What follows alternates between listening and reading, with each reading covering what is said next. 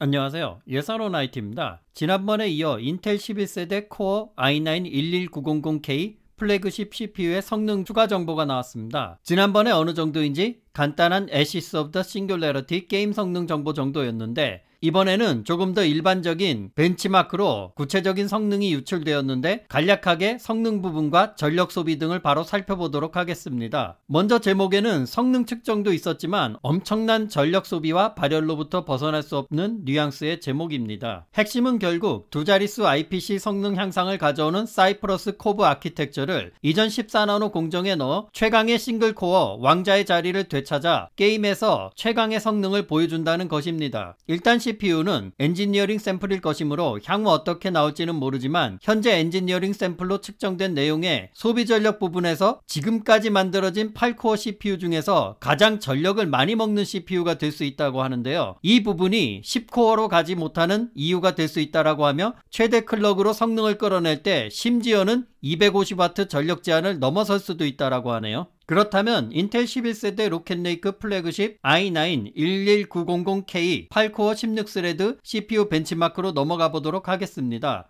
시네벤치 R20 성능 측정에서는 단일코어 636점, 멀티코어에서는 5725점을 보였다라고 하는데, 이 수치는 라이젠 7 5800X 싱글코어 성능에서 보여주는 620에서 630 사이의 점수를 약간 앞지르고, 라이젠 7 5800X의 멀티코어는 6100점이라고 하는데, 사실상 싱글코어에서만 i9-11900K가 근소한 우위를 차지하고 있는 것으로 나타나고 있습니다. 라이젠 5800X의 싱글코어를 620점과 630점의 중간인 625점으로 산정하고 계산해보면 약 2% 정도의 차이를 보여주는 것을 현재 엔지니어링 샘플을 통해 알 수 있습니다. 멀티코어 성능은 10코어 20스레드였던 10세대 10900KF보다도 오히려 떨어지는 것을 확인할 수 있습니다. 이것은 코어 수가 2개 줄어들었으니까 당연한 결과라고 보이는데, 내장된 인텔 Xe 그래픽이 이 부분을 얼마만큼 만족시켜줄지 지켜봐야 할 것 같네요. 여기서 보시면 라이젠 9 5900X 12코어 24스레드와 비교시 싱글코어에서 근소하게 앞서지만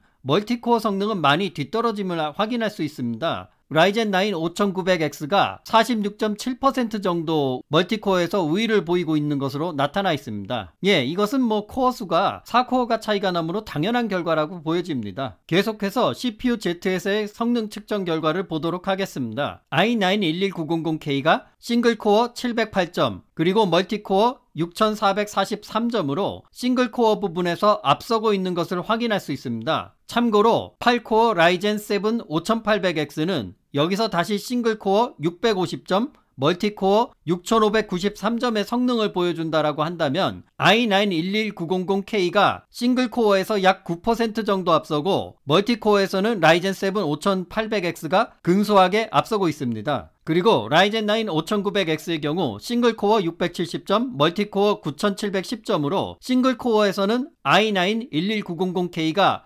5.6% 정도의 우위를 가져가지만 멀티코어에서는 라이젠 9 5900X가 42% 정도 앞서가고 있습니다. 바로 이제 소비 전력과 온도를 살펴보도록 하는데, 어떤 쿨링 시스템을 사용했는지는 나와 있지 않습니다. 시네벤치 R20에서 기본 로드로 실행 시 최대 225W까지의 전력을 먹으면서 77도 근처라고 하는데요. 아이다 64 로드에서는 100도 근방에서 돌고 최대 261W까지의 전력을 소비하는데, 이는 AMD 라이젠 5000 데스크탑 CPU보다 훨씬 높다라고 하며 칩이 오버클럭하에서의 결과가 아니라 기본 설정에서의 동작 결과라고 하는 것입니다. 역시 개인적으로 지난번에 우려했던 대로 전성비의 한계를 벗어나기는 힘들어 보입니다. 하지만 출시가 되어 실제로 공식 발표 때 유의미한 더욱 좋은 결과가 있다라고 한다면 나름대로 인텔 유저에게 경쟁력을 어필할 수 있을 거라고 생각됩니다. 오늘 준비된 소식은 여기까지고요. 끝까지 시청해 주셔서 감사합니다.